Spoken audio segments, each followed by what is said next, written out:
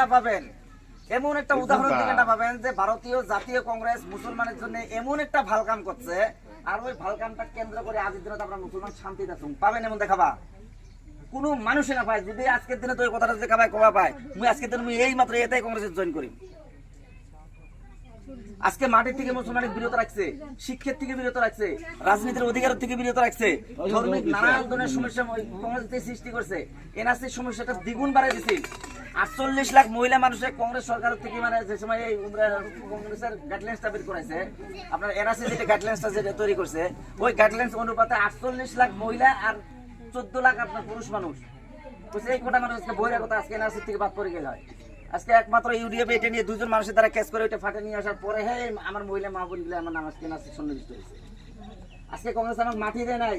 আজকে দেখেন আজকে বিপিএল যেটা ঘর, বিপিএল ঘর সম্বন্ধে বহুদিন আগত আমরা কিন্তু একটা দল ডিসির লোক যোগাযোগ করছিলাম, কইছে যে এই যে